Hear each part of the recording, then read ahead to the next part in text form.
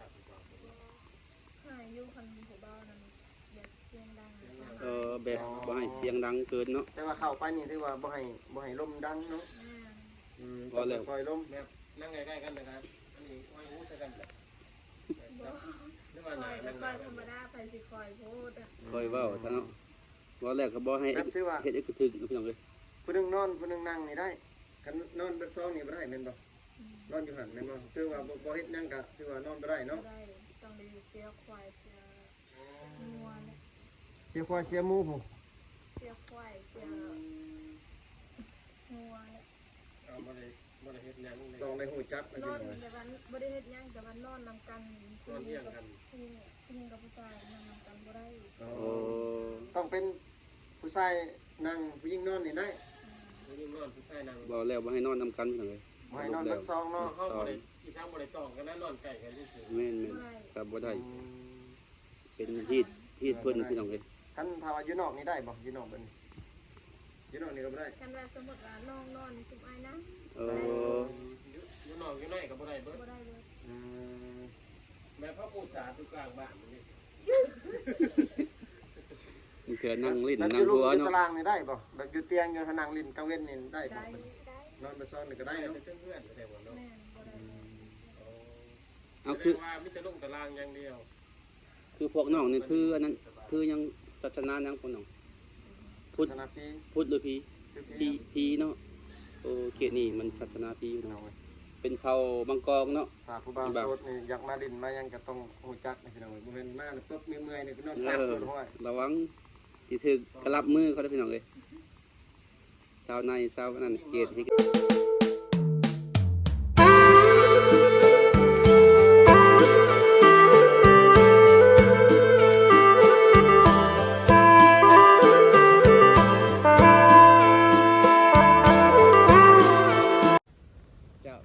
สบายดีพี่น้องเนาะวันนี้มาพบกับช่อง YouTube ของบ่าวเทนมาคือเก่าเจ้าเดิมพี่น้องเนาะเพราะว่ามื้อนี้ก็มาหา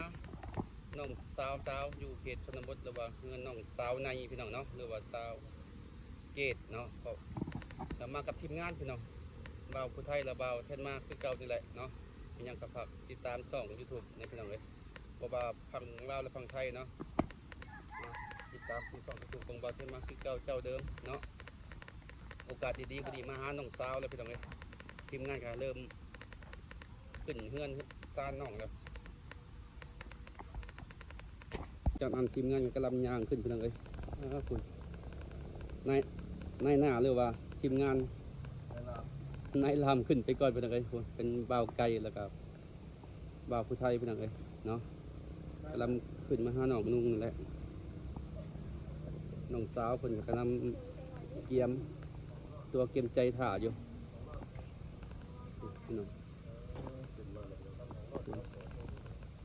สาวดูเขตชนบทพี่น้องเอ้ยคนสวัสดีน้องสวัสดี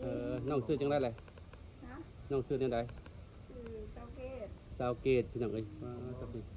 มาวันนี้ก็หอดน้องสาวเกตจะอยู่กันอยู่ซานคือเก่านี่แหละพี่น้องเอ้ย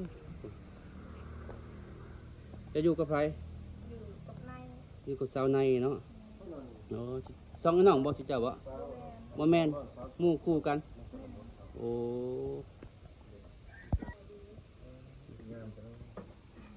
สาวเกตเงินบ่พอส่งเนาะเงินบ่พอเวลาส่งมันก็ได้อยู่ละนายอ่ะใครคิดว่าก้อนน้ำมาแก๊บบ่แม่นเนาะบ่ไปส่งใส่มันเงินบ่พอเลยถ้าได้มูลออกมาไหมนั่งถ้าเงินพออาจจะบ่ขาดสำนีเนาะมานั่งอยู่ที่ไหนจังนั่งอยู่นั่งหัวกัน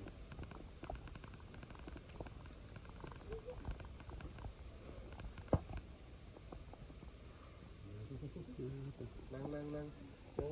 มาเลยมาเป็นคู่นั่งห่างกันแต่คือว่าเป็นมูกันอยู่ใกล้ๆกันนี้เนาะเป็นเฮ็ดกินสั่งกันนี่ยับเข้าใกล้ๆกันแล้วเขาอีกนั่นหนึ่งไก่ติดกันนั่นหนึ่งห่อนบ่ได้ว่าบรรยากาศ2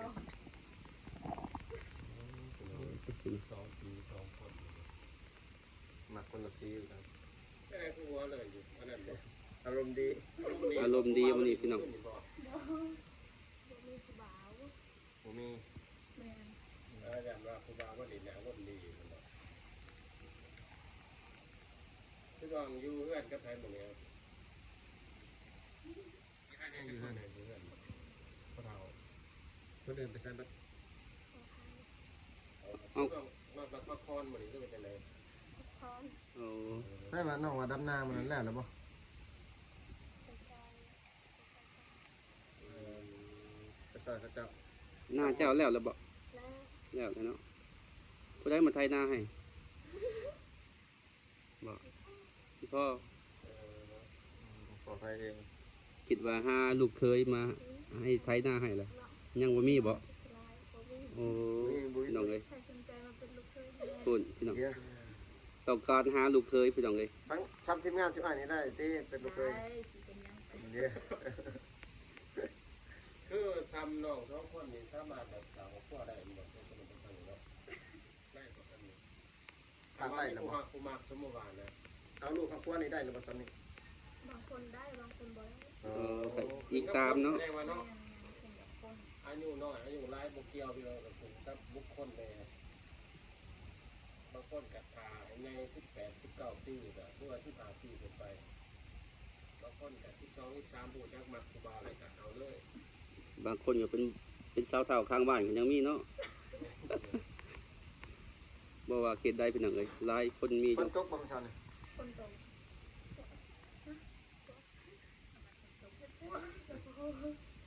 อาบน้ำก็นอน อ่อนคือน้องคือแก่ ตื่นเต้นบ่ฮ้อนน่ะฮ้อนหยังฮ้อนใจ คือว่าใส่เสียเข็มสั่น อบให้ขาวเด้ว่า ก่อนตอนมีเสียงสัญญาไปเลย แม่ เดี๋ยวคิ้วของผู้สาวทางชนบท ข้าวเหลือง เพราะว่า ข้าวแล้วสำนึก บ่มีอันใดสิท่าเนาะต้องอบผิวใส่เสื้อเอาพี่น้องเอ้ย อย่าให้เท้าทำได้จะไกลตอดมันบอกอันนี้เป็นเพื่อนหนึ่งไร่มันบอก แม่ เป็นพ่อเป็นแม่น้องเป็น แมนเพื่อนของมัน เป็นน้องนี่มันมีเนาะ อยู่จะคนกับตรงนั้นนี่เจ็ด คน 7 คน บ่มีไผใดออกเพื่อนใดไผใดเคยบอกน้องเป็นลูกสาวพกบอก เจ้าการ สาวกลาง ลูกสาวกบ ยังมีอะไรอีกหรือไง อ้ายนี่อ้าย มีอ้าย มีไอ้กุ๊กเนาะ อ้ายมีอ้ายและวิทย์อ้ายในน้อง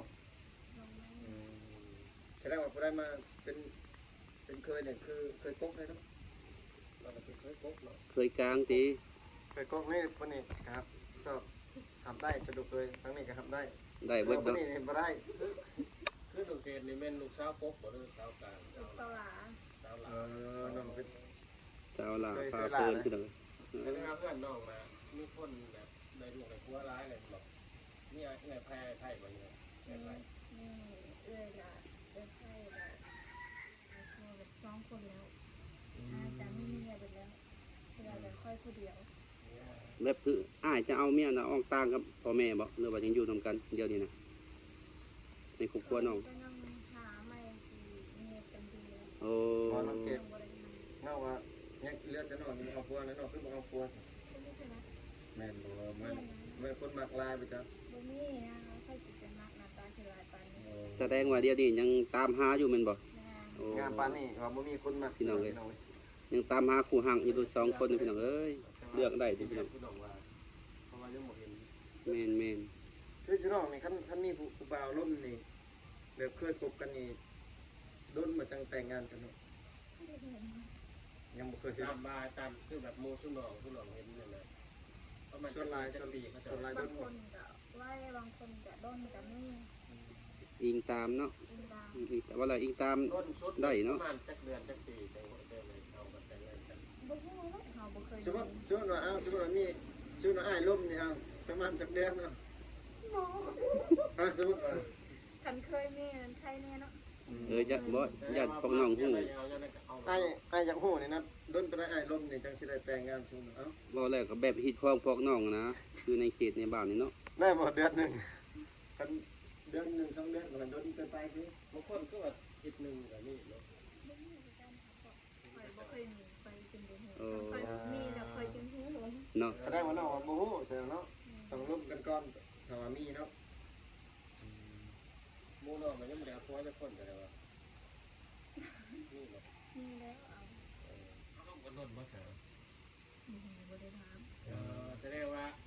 ป้นน่ะก็แย่งมาแต่หมูเลยบ่อืม บัดน้องในได้ซะ คือเด้อ ดนอยู่บ่ บ่มี บ่มีก็บ่มีคือกันเนาะ อย่าว่าเอาลมมันนี่บื้ออื่นให้มันแตกแล้วบ่ได้บ่น้อง ให้สมัครคือเอา เพราะว่าสมมุติว่าเนาะตอนนี้น้องยังบ่มีแต่ว่าสมมุติว่าเทื่อหน้าดิซะ ลมมันมีมาอื่นแปลงมันสิได้อยู่บ่ เอาถามพวกน้อง ไว้ เนาะ โพดเนาะ โคตร ไว้โพดเนาะโอ้ ที่ได้ก็ได้มื้อหนึงก่อนว่ะ ประมาณ อ๋อ ประมาณ30 40เนาะเดือนหนึงสุดเนาะ อันนี้ถามความเห็นน้องไว้น้องเอ้ย น้องเดือนหนึงได้บ่ แต่ว่าฮิตของแท้อาจจะกว่านี่ดอก เราร่วมกันเป็นปีเห็นบ่ ลมเป็นปีแล้วจึงแห้งนี่ใส่ข่อยนั้นนี่ใส่เจ้านั้น เนาะ ฮู้นี่ใช้ใจคอกันก่อน แม่น สมมุติว่าตอนที่ว่าผู้บ่าวผู้สาวเขาจะร่วมกันนี่เขาสามารถแบบเป็นเพื่อนอีกชาติกันได้บ่ผู้หญิงกับเพื่อนผู้ชาย โอ้ ได้บ่เคยบ่ เคยไปเป็นว้าว ที่ว่าแบบทั่วไปแบบเขาจะเป็นเพื่อนอีกชาติกันมาการไปผู้หญิงไปมีแต่ตอนไปแต่งงานกันเหมือนจะไป แต่ว่าผู้ชายนี่สามารถมาเพื่อนผู้หญิงได้อืมเลย คือในเขตพวกน้องนั้นสมมุติว่าแบบร่วมกันเป็นผู้บ่าวผู้สาวนี่ไปช่วยเวียกงานก็ได้กันบ่เคยอยู่บ่คือพ พว ว ก ก น้ น้ อ อง ง ไปซอยเพื่อนเพื่อนไป เสี เสีย ย ห ห ยา น้า ให้ ช่วยทางเฮาบ่ทันได้แต่งงานกันเนาะ บ่ฮู้บ่เป็น อืม อืม อย่างเดียวนะครับอย่างเดียวก็คือบ่มี บ่อย่าว่าเห็นในแถวบ้านทุกเจ้า เป็น เนาะ อยู่ บางคนก็ไปช่วยกันเนาะ ถ้าว่าแน่อนาคตเนี่ยผู้บ่าวหรือว่าสิมาเป็นลูกเป็นผัวแน่อนาคตเนี่ยแบบต้องหน้าตาแบบใดหรือว่าคุณพ่อหรือว่าสเปคแบบใดนะมาชุดน้องมักแบบใดเอามาคน แบ แบบ บสเปคนะสเปคมักผู้บ่าวมักคนแบบใดรอเราหน้าตาดีบ่ รอหรือไหวบ่หรือว่า ใหญ่ๆยัง ลาแล้วมันลายใจโพด บ่จ้ะ บ่เอาเนาะ เอาคนรอหรือบ่เอา บ่เอา แสดงว่าเอาคนทำผู้นี้ บ่ ง่าย แม่นว่าเขาบ่เอาแต่เขาบ่มักเฮา โอ้ คนรอเขาเดือดร้ายเนาะ แม่น แสดงว่ามักอยู่คนรอแต่ว่าคนรอบ่มักเนาะ บ่มัก คนแบบหน้าตาเพราะไปวัดไปว่าแบบรู้มันขยันเพื่อนนี้เงินไม่ทำหรือเอาบอกได้บอก เอา ได้หรือไม่เอาบอก ท่านขมักนะ แล้วเรื่องนั้นนี่แสดงสำหรับทุกอย่างบางทีเป็นแบบเขาจะปรับตัดกันการเรื่องแบบเรื่องอายุบ่หรืออายุน้อยอายุร้ายหรือว่าแนวใดหรือเนี่ย อันนั้นอันนั้น บ่ได้หาเอาอยู่ง่ายแล้วเขาสิเอาอยู่ โอ้ น้อย พี่น้องเอ้ย เขาเฮ็ดเยอะบ่ค่อยเก่ง งา แม่นเป็น คือน้อง น้องอายุประมาณ30 ปีขึ้นไปเนาะ น้องแกดมักอายุแบบ เป็นทอดร้อย ใหญ่ ปี การอายุหรือว่าน้อยใหญ่เพิ่นหรือว่าน้องนุ่งเลือกเองเนาะพี่น้อง ถือว่าที่น้องว่าสเปคของน้อง สเปคใครสเปคมัน ว่ารอว่ารวยหรือว่าทุกว่ายากแต่ที่สำคัญก็บ่ได้ว่าจำกัดอันนี้เลยเอาจะดุใหญ่ๆไป คันระบบว่าใหญ่ๆยาวๆเฮ็ดคักเนาะ เขาจะฮู้เรียกฮู้ง่ายแล้วก็ฮู้ฮักของฮักคั่วพี่น้องเอ้ย ไปใกล้อะไรเรีย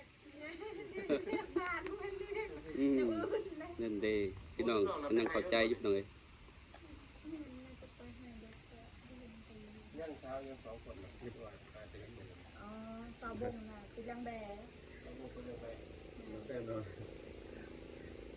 ได้เลยผู้เช้า มาสาว แล้วเช้า นี่ก็ได้พี่สาว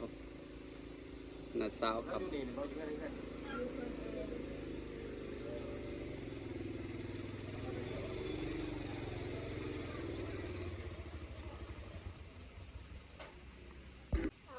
เอาเบิดน้องนี่เอาได้เบิดเนาะแต่ว่าน้องแกดนี่ถือว่ามักผู้สูงวัยหรือว่าอายุหลายพี่น้องเอ้ย สาวปลายขึ้นไปเนาะ แม่นเด็กคือน้องว่าก็ถือไม่ลงเพราะว่าผ่านมาแบบเอาอายุซ้ำกันเรื่องอายุน้อยกว่าเขาไปเที่ยวเนาะ มักไปเล่นผู้บ่าวน้อยนี่มักไปเล่นผู้บ่าวเฒ่านี่ห้อยเขาเอาใจเก่งเลย แม่พี่น้องเอ้ย ตลอด อาจสิว่าเรียกหยังน้องเฮ็ดบ่ได้อาจสิเฮ็ดให้ว่าซั่นแต่นั่นแหละผู้เฒ่า แล้วนั่นบ่ แล้วมาจะสอนบ่ ไปสอน โอ้ ไปสอนนี่ไสพิเศษ สอนหยังสอนปลาบ่ คุณป้า เออกุ้งบ่เอาแต่ปลา เอาหมดแล้ว เอาหมดเนาะ ตัวใดก็เอา อื ตัวนั้น ม ยังก็เอาเบิด มันบ่แดดเนาะคันมันแดดนี่สิพาน้องๆมันไปสอนพี่น้องเอ้ย อาจารย์เราคนอยากตกคนอยากตกจัด กินข้าวหรือว่าฉลอง ยัง ยังบ่ได้กินข้าว เป็นหยังคือบ่กิน11 12โมงเลย บ่มีอาหารกิน อ๋ออย่าว่าลดหุ่นบ่แม่นติ บ่ได้ เห็นว่าให้หุ่นดี สิลดสำไรค่ะมันสิอ้วนมันก็อ้วนคือเก่า ๆอ๋อ ก็สิมันสิกินสำไรค่ะมัน มัน บ่ กิ อ้วน น ใน เลย อาหารยังกินเลยทำไม รักๆไปหาน้ำใหม่ว่ารักๆฉลอง ไปหาจะได้หน่อใหม่ ป้าบ่ป้า ไกลอยู่บ่เอาเทื่อหน้าพาพวกอ้ายไปเด้อ3คน นี่คือบ่ได้ง่ายแบบนี้เนาะมันง่ายเนาะ แม่ ที่เป็นย่างคนเลย ฉลองบ่ได้ไปหาสอนมากลางคืน บ่ได้ อืม อยากกิน เนี่ยอยากตี ยัดพี่หัวดกบ่หรอก เขาเสื้อนี่ชอบไล่ชุดนอนเป็นยังไง ว่าอันว่าแบบนัดกันแบบไปดินเพื่อนผู้นั้นผู้นี้อะไรกันมานอนกินข้าวแล้วกันนอนเพื่อนไปกันมันผู้ได้เคยไปนอนน้ำมูกกับไปบัดผู้ว่าก็มาดินเนี่ยประมาณจังมูเข้ามาจังมู จังมองเขาเจ้ามือ เพื่อนแล้วก็มองเข้ามา อ๋อ 11 12โมง แม่บอกขอโทษนะ โอ้บางคนก็มอง บ่น้องอาจจะถามได้ว่าเวลาผู้บ่าวขึ้นมาเล่นนี่เขาห้องเลยบ่หรือว่านั่งอยู่นอกเขาลมอยู่ห้องได้บ่เขาอยู่ห้องเลย นี่นี่ก็จะเอาเพื่อนเนาะ อยู่ห้องนอกนี่เขาห้องเลยบ่อืม หันแหละน้องเขาปลดรหัสให้เขาเจ้าเข้าได้แล้ว เขาห้องพุ่นเลยได้อพี่น้อง เพราะว่ามันมีประจำ เออ อืม บ่มีรหัสลับพี่น้องเอ้ยบุกเข้าเลย คือช่วยให้ข่าวนี่ก็ได้บ่ พี่น้องเอ้ย โอ้ บนนอนน้องพี่น้องเอ้ยใครสนใจอยากมาล่มกับมาล่มได้พี่น้องเอ้ย ผู้บ่าวขึ้นมานี่มาลินี่คือว่าฝั่งห้องเลยได้อพี่น้องคือว่าเปิดใจอยู่ในห้องเลยเปิดใจสาวโสดเขาในห้องคือว่าเฮ็ดหยังบ่ได้เนาะมีแต่ร่มกันธรรมดา ลักษณะคุณจักของผู้สาวเพื่อนนั่งไงกับไฟเนาะไม่ต้องรับไปเลยพ่อแม่นอนอยู่ใช้ที่ไหนบ่นอนอยู่นอกถ้าเจ้าผู้หายบ่หลับดีกว่า หายอยู่คันผู้บ่าวนั้นอยากเสียงดัง แบบบ่ให้เสียงดังเกินเนาะ แต่ว่าเข้าไปนี่ถือว่าบ่ให้ลมดังเนาะ แม่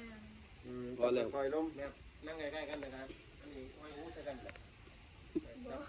นึกว่า ค ห อ นาย ก็ นั่ง คอยธรรมดาไปสิคอยพูดอ่ะ คอยเว้าท่านเนาะบ่แรกก็บ่ให้ แบบถือว่า เฮ็ดให้กระถึกพี่น้องเอ้ย ผู้หนึงนอนผู้หนึงนั่งนี่ได้คันนอนเบิดซองนี่บ่ได้แม่นบ่นอนอยู่หั่นแม่นบ่ถือว่าบ่เฮ็ดหยังก็ถือว่านอนบ่ได้เนาะ ได้ต้องได้เสียควายเสียงัวเนี่ย เสียควายเสียหมูผู้ เสียควายเสียงัวเนี่ย เอามาเลยมาเลยเฮ็ดแนวเลย ต้องได้ฮู้จักนะ น พี่ อน น้อย แต่วันบ่ได้เฮ็ดหยังแต่วันนอนนำกัน นอนเที่ยงกัน ผู้หญิงกับผู้ชายนอนนำกันบ่ได้ อ๋อ โอ้ ต้องเป็นผู้ชายนั่งผู้หญิงนอนนี่ได้ ผู้หญิงนอนผู้ชายนั่ง บ่แล้วบ่ให้นอนนำกันพี่น้องเอ้ย บ่ให้นอนเบิดซองเนาะ เขาบ่ได้อีช่างบ่ได้ต้องกันนะนอนใกล้กันซื่อ แม่นๆครับบ่ได้เป็นฮีดเพิ่นพี่น้องเอ้ย คันถ้าว่าอยู่นอกนี่ได้บ่อยู่นอกเบิ่นอยู่นอกนี่ก็บ่ได้ กันว่าสมมุติว่าน้องนอนสุมอ้ายนะ เออ อยู่นอกอยู่ในก็บ่ได้เบิด บ่ได้เลย อืม แม่พ่อปู่สาธุกลางบ้านนี่ มันเถื่อนั่งลิ้น แบบ นั่ อง ยู่ หัว อยู่ เนาะ ตารางนี่ได้บ่แบบอยู่เตียงอยู่นั่งลิ้นกลางเว้นนี่ได้บ่ ได้ มันนอนเบิดซองนี่ก็ได้ ได้ เนาะ เป็นเพื่อนแต่ว่าเนาะ แม่นบ่ได้เลย เอาคือ ว่ามีแต่ลงตารางอย่างเดียว คือพวกน้องนี่คืออันนั้นคือยังศาสนายังพวกน้องพุทธ ศาสนาพี พุทธหรือพี คือ พีเนาะโอเขตนี่มันศาสนาพีอยู่ เอา เนาะ ไว้ เป็นเผ่าบางกอกเนาะ ถ้าผู้บ่าวโสดนี่อยากมาลิ้นมาหยังก็ต้องฮู้จักนะพี่น้องบ่แม่นมาแล้วปุ๊บเมื่อยๆนี่ก็นอน เอ ตาก อ ปวดห้อย ระวังที่ถึกกระลับมือเขาได้พี่น้องเลยสาวในสาวนั่นเกตที่กระติกนี่ นอนที่ตำนานไปนอนมันกันต้องเสียขวดเพิ่น ระวังพี่น้อง ถามสมาบ่เสียได้เป็นแน่บ่เสีย ต้องเดือนนี้กัน หรือว่าเจ็บไข้ในเฮือนเนาะ เจ็บไข้ เออสำคัญที่สุดเนาะบ่ไกลเนาะติดคลองเพิ่นนี่ เขาจะมาผู้ว่าผู้สาวเป็นอะไรเวลาผู้ว่ามา แต่นั่งกันอ้ายสุอ้ายนะ เออ ถ้าอย่างว่าสลับกันเนี่ยนี่ได้อยู่ บ่ อย่าว่านั่งใกล้ๆกัน บ่ บ่ไกลเนาะอย่ามันช็อตเนาะเพราะว่าไฟฟ้าลบไฟฟ้าบวก คันนั่งแบบใกล้ๆในร่มก็นอนบอกผู้ได้มักผู้ได้ในร่มโอ้ บอกเจ้าน้องแบบว่า เวลาผู้บ่าวขึ้นมานี่เขาเว่ายังลุ่มยังกันลายที่สุดลุ่มเกี่ยวกับยังเว่ากันยังหรือว่าเว่าทั่วไปบ่ มื้อนี้เฮ็ดหยังบ่เฮ็ดหยังนอน โอ้ ถามนอนกินแล้วก็นอน อย่าว่า มีแต่ทำอยากทำงานเนาะ แม่น อย่าว่าเพิ่นว่ามื้อนี้มื้อเจ้าสิไปเฮ็ดหยังเจ้าไปเสียหยังให้เราสิมาช่วย ที่เราขึ้นมาแล้วก็เว่าแต่เรื่องความหอมความหักใส่กันมันบ่แม่นบ่ คอยฮักจะเลิกอะไรนี่ เนาะ ถึงมาแต่งมาของเขาไม่ได้ถามในเรื่องเขาบอกเขาเนาะยานมาช่วยกันไปเอาเจ้านี่ ญาติแสดงว่า ตัวไปแสดง ผู้บ่าวทั่วไปนี่ขึ้นมาก็ได้เนาะ เป็นมาลิ้นมาหัวซื่อพี่น้องเอ้ย เฮ็ดช่วยอ้ายนี่ขึ้นมาก็ได้เนาะเออ อ้ายขึ้นแล้วเด้ ขึ้นอยู่แต่ว่าขึ้นนี่บ่ได้เข้าห้องเด้มันก็บ่ฮู้จัก คือพวกอ้าย3คนนี่บ่ได้ประไม้ติหยังเนาะบ่ได้เฮ็ดหยังพี่น้องเอ้ย นั่งไก่กันนี่ได้เรื่อง แม่น ที่ว่าต้อง ระวังพี่น้องก่อนสิมาเฮ็ดนี่ก็ดิ กะขับกันนึงผู้บ่าวนั้นบ่ได้ซื้อบ่ขนมนะ บางคนก็ซื้อบางคนบ่ซื้อก็มี ชื่อน้องขายขนมนำบ่อยู่ในห้อง บ่ไปซื้อเพื่อนเขา อ๋อ เดินได้ทุกทาง บ่มีเงินคันมีเงินนี่อยากขายอยู่บ่เครื่องอยู่ห้อง ยาน อน กินแล้วไปสิบ่อยาก ได้คล้ายได้ผู้วางผมไม่หนุนตลอดเนาะ ได้ประมาณ2ล้าน3ล้านนี่ก็ไปซื้อมาขายนี่ก็ได้แล้วเนาะเป็นทุนเนาะ จะคล้ายยังก่อนเราละลาย ขายขนมเพื่อผู้บ่าวเพิ่นมาเล่นแล้วก็ขายให้เขาเนาะ ขนมกับเบียร์บอก เบียร์ยานสบาย อยู่แถวนี้เขาเจ้ามักกินเบียร์จังเบียร์เวียดบ่หรือเบียร์ลาว เดี๋ยวเวียดเดี๋ยวใส่งอน ที่ เป็น สงอนสตีนเนาะเพราะว่าราคาถูกแน่พี่น้องเอ้ย ราคาถือ แม่น เมาเหมือนกัน น้องเพิ่น กินข้าวเมา จะได้เงินเพิ่นว่ามาลงทุนซื้อขนมมาขายเพิ่นว่า คล้ายจะคล้ายในบ่องหรือเปล่า อยู่ห้านหรือว่า ห้างเพิ่นเนาะ อยู่ห้านค้าเพิ่นพี่น้องเอ้ยเพราะว่าห้านก็มีอยู่แต่บ่มีทุนเนาะบ่ไกลเนาะ มีขึ้นประมาณ2-3ล้านนี่ก็โอเคเด้อเนาะ คล้ายตอนในนอนเสาได้เหมือนกันคล้ายตลอดเช้าหาชั่วโมง พี่น้องน้องคนว่าอยากได้ทุนอยู่พี่น้องแต่ว่าบ่มีทุนเพราะว่าห้างน้องมีแล้วเนาะห้างน้อยๆมีแล้วเพิ่นพี่น้องอยู่หน้าเฮือนเพิ่นนี่แหละแต่ว่ายังขาดแต่งบพี่น้องถ้าว่าผู้ใหญ่จะดีหรือว่าอยากสนับสนุนหรือว่าอยากช่วยเหลือน้องก็ทั้งสองก็สามารถช่วยได้พี่น้องฝากหาทางทีมงานเฮาหรือว่าฝากหาส่วนตัวน้องก็ได้พี่น้องเพราะว่าน้องเพิ่นมี2ทางติดต่อให้อยู่พี่น้องได้เริ่มได้ซื้อเฟซน้องได้ก่อน ชื่อเพชรน้องเลยครับแม่มีหน้าซิวตัวลาวเนาะบัดน้องนี่น้องเกิดน้องเกดน้องแกดเนาะน้องแกดมันนะน้องแกด น้องแกดคนเดิม พี่น้องสามารถทักหาเพิ่นได้พี่ เข้า น้อง หั่นล่ะ นะพี่น้องคลิปนี้ก็สิถามไว้เพียงสนิทก่อนพี่น้องก็คืออยู่ในคลิปนั่นแหละน้องเพิ่นก็ยังโสดเปิดใจพี่น้องสามารถที่ว่าเอาครัวหรือว่าสร้างครอบสร้างครัวได้แล้วพี่น้องสำเร็จขอบอกขอบใจ FC จริงๆเขามาติดตามในชมคลิปเด้อตัวเด็ด เอาพี่น้องเอ้ยหลังจากได้ลมน้องสาวเกี่ยวกับฮีดของประเพณีในบ้านเพิ่นพี่น้องเอ้ยเพราะว่าฮีดของเพิ่นก็บ่เป็นธรรมดาเว้ยความยุ่งยากลำบากระวังมาดิ้นมาหัวก็ให้ระวัดระวังก็ฮีดของประเพณีนี่แหละพี่น้อง บ่เห็นลิ้นไก่ เอาหลังจากนั้นก็บ่าวขึ้นมาขออำลาพระจากปิดคลิปก่อนไปจากบ้านนี้เอาน้องบ๊ายบายน้อง นี่ รับพี่น้อง